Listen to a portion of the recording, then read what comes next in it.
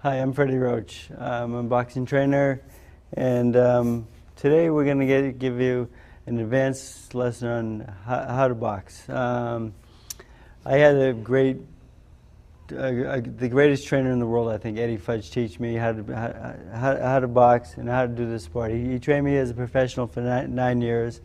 I had 54 pro fights, 150 amateur fights. And, I started boxing when I was 6 years old, so boxing is my life, and it's what I do. I have the Wild Card Boxing Club in Hollywood, California, and I get to the gym at 9 o'clock every morning, I go home at 8 o'clock every night. People say, how can you spend that much time in the gym? I says, well, this is what I do, and this is my life. And I've had 17 world champions so far, and Eddie Fudge has had 22, and I'm chasing him, but we'll see if I can get a few more in the near future, I hope.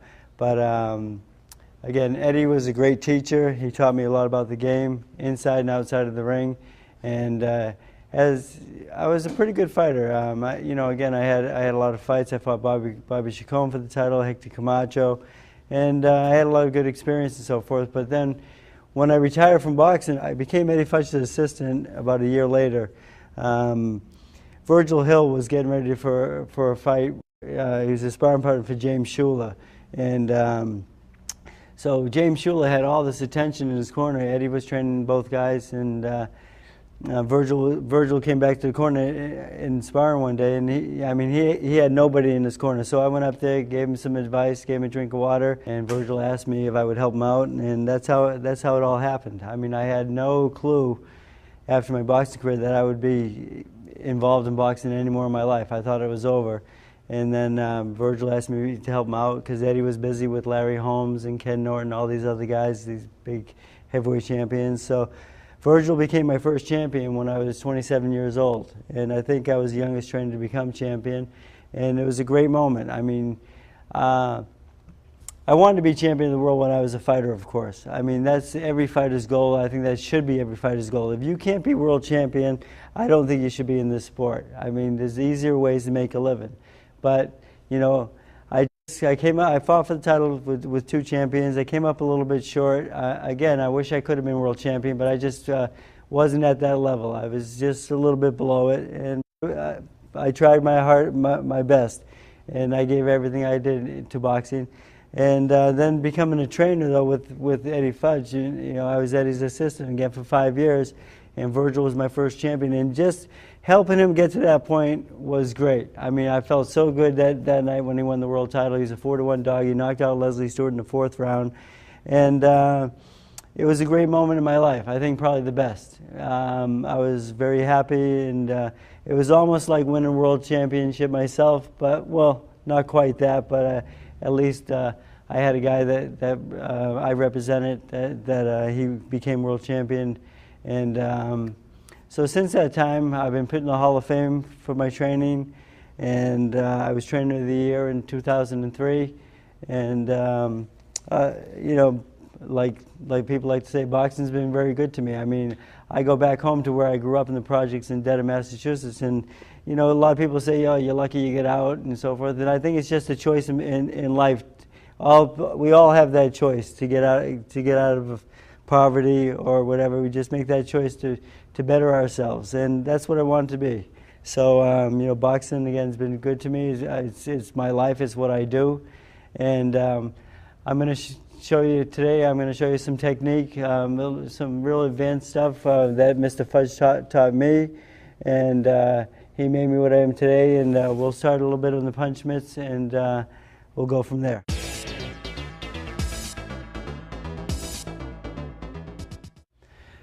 First, we're going to start with the footwork. It's very important. I mean, balance is everything in boxing. I mean, if you don't have a good balance, you're going to be in trouble. I mean, you've always got to be in position to either make a punch miss or to throw a punch.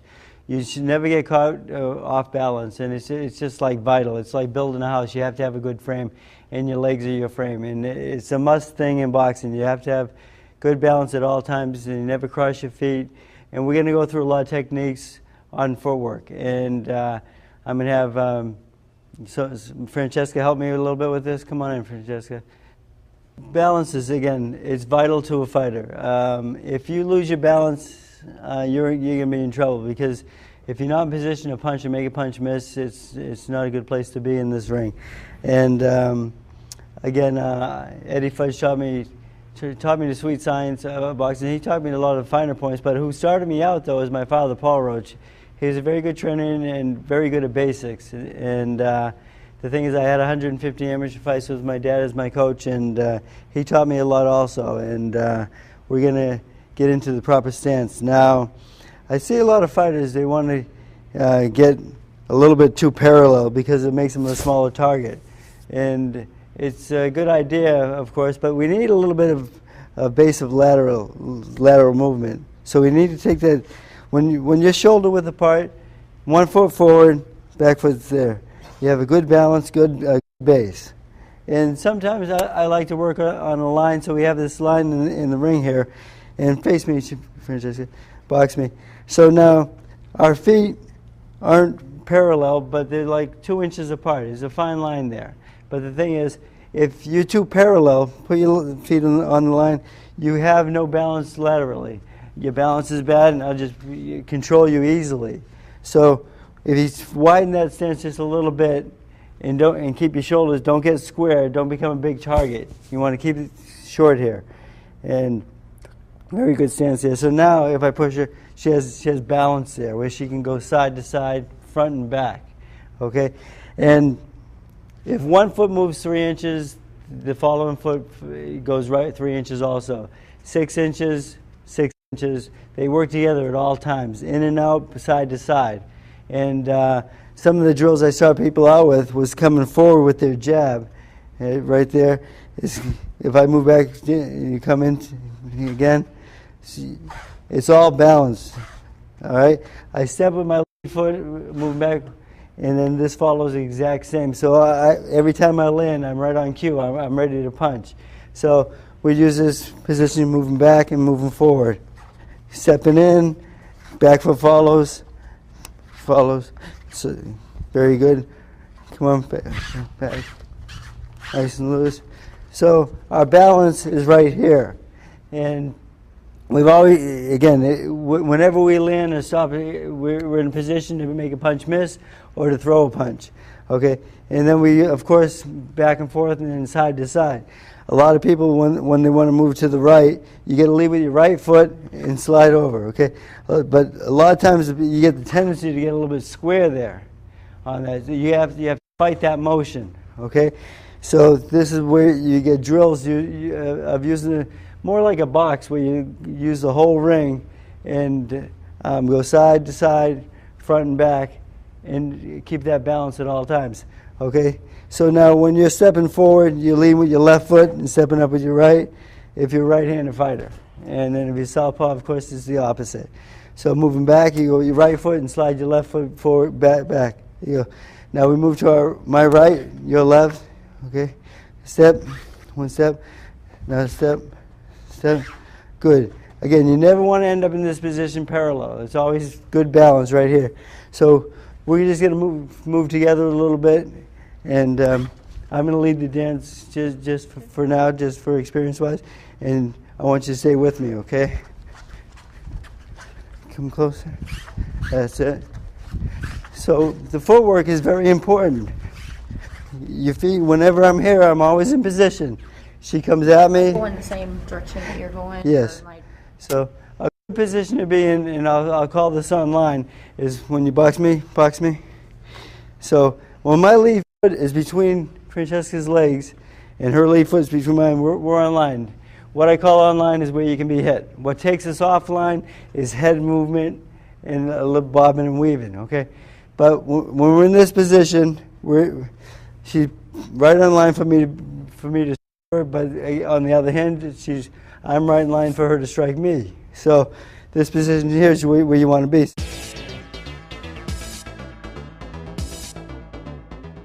So when you step in with your jab, it's right there, and then right back to where it came from. You shoot the jab, good. Step, good. Again. Now step back. Again. Step. So the jab is used coming forward as a rangefinder. It's probably the most important punch in boxing. And again, if the jab doesn't land, nothing else will.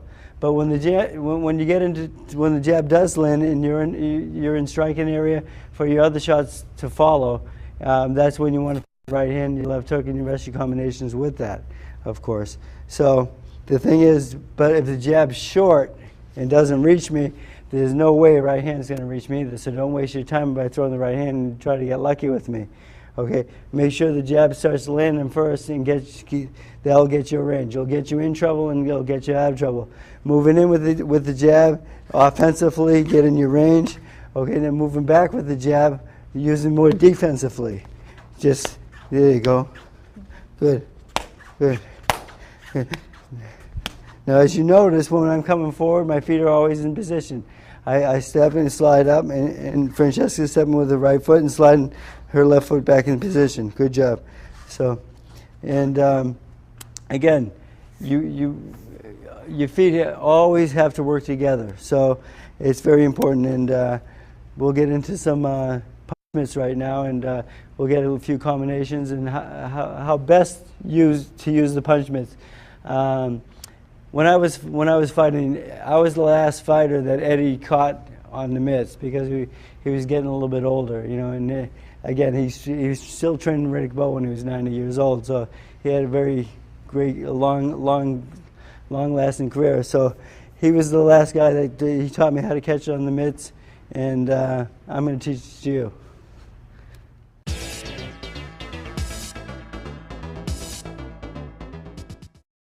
All right, the punch mitts, really a good tool, I think, in boxing because my fighters, when they're getting ready for world title fights, we have the liberty of knowing the opponents, and we can study their moves.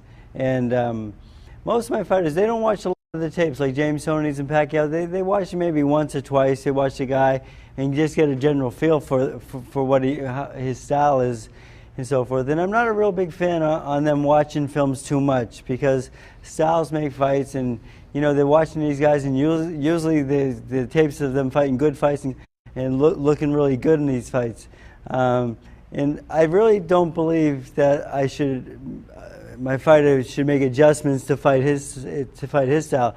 I'd rather control the situation and have my fighter to get him to fight our fight and control the situation.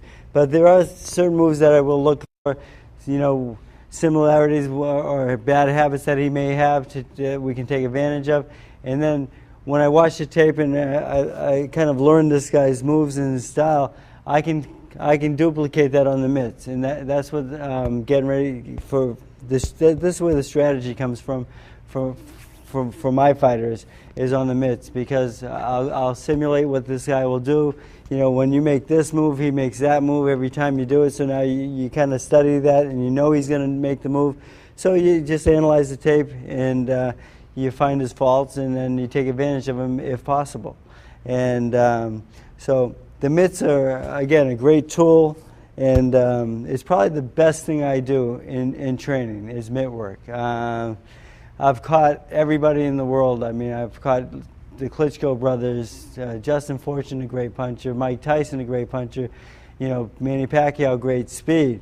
And it's what I do. Tyson thought I was too small to catch him, and he had somebody else do it for a while, and I was sitting there watching, and the guy couldn't catch a cold. But so I put the mitts on, and I said, Mike, let's go to work. And he really fell in love with my mitt work, and he even got mad at me one day, I think, and he missed the mitt and hit me a right hook in the chin. Almost knocked me out, but I didn't go down. But he hurt me bad. But today, don't hit me. So today we're gonna go through some mitt work, and I'm gonna teach you a little bit of combinations and some moves that Eddie taught me that are very, very, very precise and calculated moves, and not something too easy though. Again. And we'll get into that as I show you. But combinations are a key to boxing. But then every time you throw a combination, though, you've got to be ready for the guy's retaliation, because he's going to punch back. I mean, so this is, you know, when you throw a certain combination, there's a certain counter punch for every punch, but then you've got to counter their attack also. So it's again, it's complicated a little bit, but it's also it can be in a simple way if you just kind of take your time and think about what you're doing. Okay, all right, let's go to work. All right. Okay, now first punch we're gonna work on is the left jab, and again, it's the most important punch in boxing because without the left jab, you've got nothing. If the left jab doesn't get you distance and get your range, and nothing else will. I mean, the thing is, it's a punch that's I've seen it win world titles. I saw Larry Holmes just about win the world title with his left jab. Virgil Hill, another one, just a great jab. It's a great weapon out there, and again, I think it's the best punch in boxing because it can control a fight. And let's go now. When you throw the left jab, of course, your hands up real nice, and you want to just step in with the shot and turn it over and catch it right there. Now see, my chin's protected by my shoulder, and when the jab lands, I get it right back like a piston, bang bang, right back to where it came from. Again, I see a lot of people, sometimes they throw a left jab and they bring it back a little bit low. They're open for the right hand counter shot. So that hand, it's very important to get that right back to your face. Give me the left jab. Again. Good. All right. Now, from this, stay in that position. Now she's landing a real good left jab here, right there. And now a good punch right after the jab is the right hand. As that's coming back, there you go. Good. Just give me 1, 2, 1, 2, 1, 2. Right hand, nice and short. Let me see it again. Now with the right hand, of course, you want to pivot off the back foot. Okay, you're not just pivoting for show. Okay, you're not just pivoting. You're driving. You're pushing off the floor. Bang, right there, like Eddie told me, like you're stepping on a cigarette or you're swashing a bug. He says, you're driving off the back foot. You're not just pivoting for show again. You're driving. You're pushing off the floor, and this will get you maximum power in the right hand. Okay, because if you hit me with just your arm punch, your arm weighs 10 pounds, it's not going to hurt me. When you hit me with your body weight, when you get your toe, your hip, your shoulder right through, you hit with all your body weight, they're gonna pay attention to it. Okay, so give me the 1, 2. Good girl. Again. Now get right back in position after that. Don't stay out there. 1, 2. There you go. Good job. Again. So after she throws the 1, 2, if she lands that shot there, my counter, of course, on the right hand is a left hook. So she throws a 1, 2, boom, I'm going to try to counter there. So she better get that hand back quickly or be in position to go under my hook. And that's why I say balance is a key, because if she's in position, she should be able to go under the punch with no problem. So 1, 2, go under my hook. Good. Now it puts her right in position to hit me with the right hand right over the top. Good. When you make somebody miss that badly, 1, 2, bang, there you go. And it's a great counter shot, okay? And again, I'm countering her right hand, but she's countering my left hook. So there's always a counter to every time you throw a punch, you make an opening for the opponent, okay?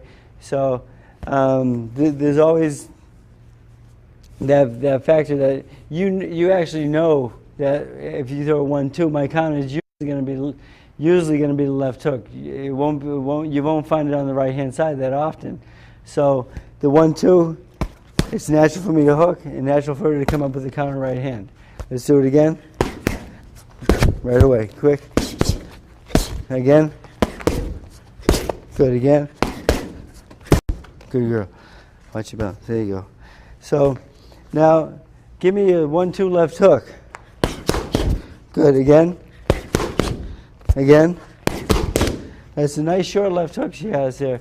And my counter on the left, if she ends the left hook, again, it's going to be the right hand. So she has to be ready to go under my right hand, okay? Boom. And then she's got her opening there to my body or to my chin. Again, when she finished the combination with the left hook, my counter is 90% of the time is going to be the right hand. And that's why it's, the more experienced fighters you see, it's like when I used to box with Alex Arguello when he was his sparring partner. I mean, I used to tell Eddie, I says, he knows what I'm going to throw before I do. You know, I'd throw a combination at him, and then he'd make everything miss. And I was amazed at how easily he made me miss. And I was an 18-year-old young aggressive kid. And the thing was, because I was very excited and young, and he had a lot of experience. So, but if you stop to think about it, if you end with a certain punch, you kind of know where the counter is going to be. I mean, it's pretty good. If she ends with the right hand, 90% of the time, my counter is going to be on the left side. You just got to slow down a little bit and just think about this, you know. And if she finishes with a left hook, right there, 90% of the time, my counter is going to be on the right side. And I think that's what makes the difference between a good fighter and a great fighter, is that these great fighters, they can make those moves that are not the 90%. They can make the moves that are the 10%. And like a guy like James Toney, who I train, you know, he's just a gifted guy. I mean, like when James says, he says, you know, all you guys have to train. I was born to fight. And you know what? I think it's true. You know, I mean, he's such a talented guy. I mean, he has so much talent and natural motion. I mean, the moves that he makes, you really can't teach.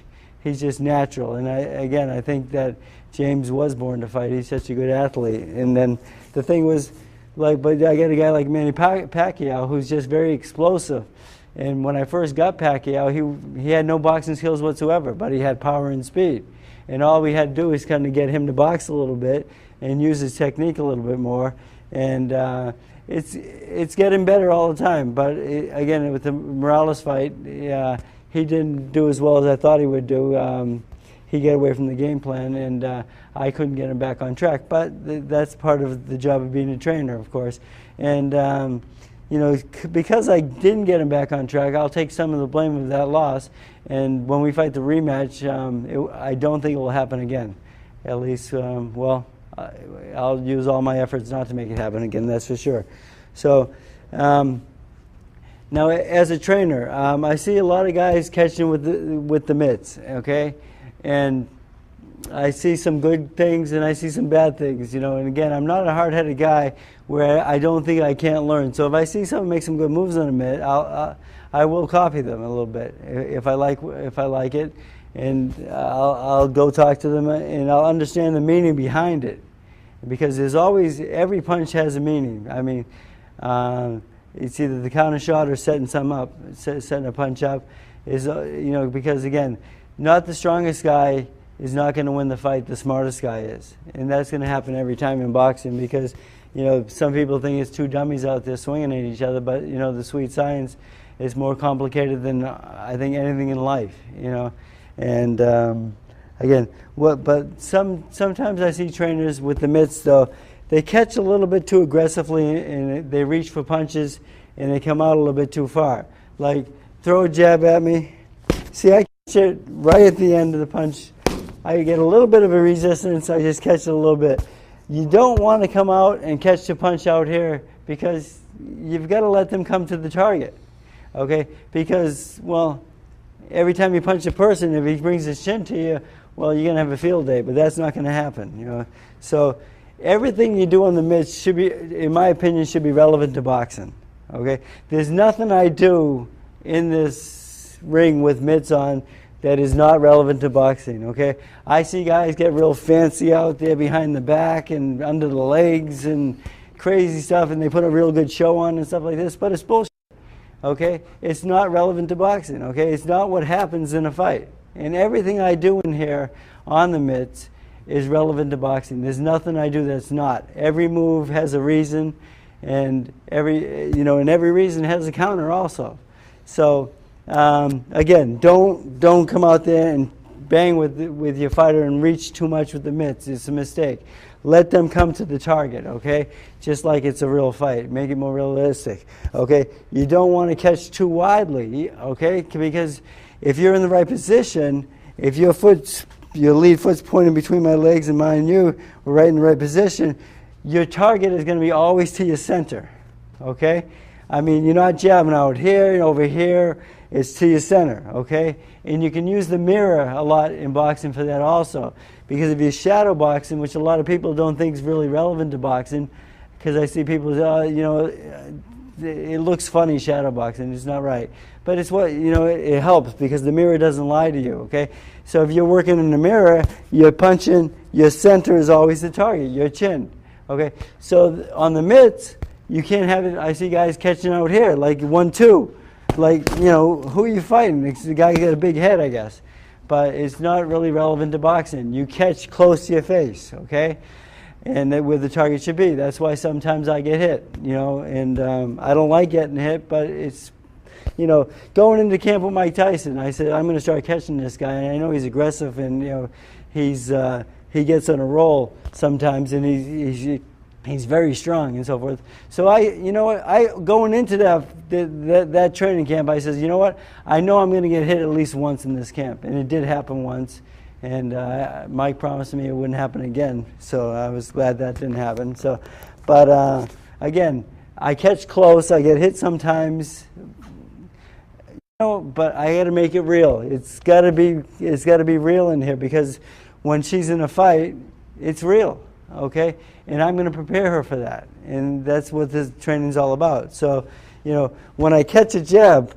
You know, she basically throws it right at my chin, and I just pick it off. Check, catch, quick. Then a 1-2, 1-2, 1-2. It's right here to center where the target's supposed to be. Okay, and 1-2 hook. Again, get it back. That's it. 1-2 hook right hand. Again. Jab, jab, jab. 2 jab right hand. Again, pivot in the right hand, pivot, turn it, right hand, left hook, right hand behind that. Again, good job. Okay, so she only hit me once in that little combination, but the thing is, that's what it's about. Okay, I mean, if as a trainer, if you get hit once in a while, it's part of life. All right. The thing is, combinations, very good. Again, we all know we're professionals. We know what combinations are, and we know head movement after combination is very important. And coming into a combination, also, you need a little bit of head movement. You know, you just don't want to walk to a person with a stiff right there. You want to, right here. The little bend here, like shock absorbers. Okay. So if I do get hit with a punch, I can roll with it or ride with it. Okay. I don't get hit stiff-legged. If I get hit stiff like that, I'm going to end up right my, and that's where you don't want to be. But it's right here, nice balance, right there, and we're both ready to fire at each other or to make a punch miss. Okay, and that's where the position you got to be into. So if I throw a left hook here to the body, now you think about it. If I throw a left hook to the body, position-wise, I really am not in position to throw a right hand. So it's really, let's make it simple, okay? If I throw a left hook to the body, 90% of the time I'm going to throw a left hook to the head behind it. You should, and with experience, you'll know that, okay? Like when Alexa Aguayo, when he was blocking all my shots, and he knew what I was going to throw before I did, and I thought it was amazing at that time. But again, he had been in the ring so much, he was used to it, and he saw it so many times, he knew it was going to come. And I was just a young kid, but then, you know, I was a little bit too aggressive. But if you sit down and think about it, that's why on George Foreman's comeback, he did so well because, I mean, he was calm in there. I mean, this guy, you know, he's 45, 50 years old and knocking out young guys, you know. And it was because he saw everything happening and it didn't rattle him at all. He was comfortable with it. He's been in there so much. There was nothing he hadn't seen before. You know? So if I throw a left hook to the body, 90% of the time I'm going to go with my second hook to the head. And Francesca, if you think about it, you'll know that, and you just go under that shot and make it miss. Make it simple, right? Bang, bang. And then you've got the counter right hand right on my chin. And again, let's do it. Boom, boom, boom. Right hand. Boom, boom. Nice and short. Very good. Again, on punches like that. It was a beautiful right hand because it was so short. And what fighters make a mistake sometimes of reaching for punches, okay? Now, if you throw a jab at me here and a right hand here, now make sure you pivot in the right hand. So that's a nice short right hand. But sometimes people get a little anxious and they start throwing the right hand a little bit long. And when you throw a right hand long at me, I'm going to have time to counter the shot, okay? The thing is, a 6-inch right hand is the best right hand. It's, you know, you're right in position, the jab gets you there, you land that 6-inch right hand right there from there to there, right through the target. There you go, right there. It's a beautiful shot, and that's the shot that will knock somebody out. Something that's short and they don't see coming. Because if you throw a long right hand, I'll have time to see it coming. I'll roll with it. I'll pull away from it, or I'll step away. But I'll do something to counter that shot where it won't knock me out. And the shots that knock people out are the shots that they don't see coming. So that's why you want to go with short, crisp combinations.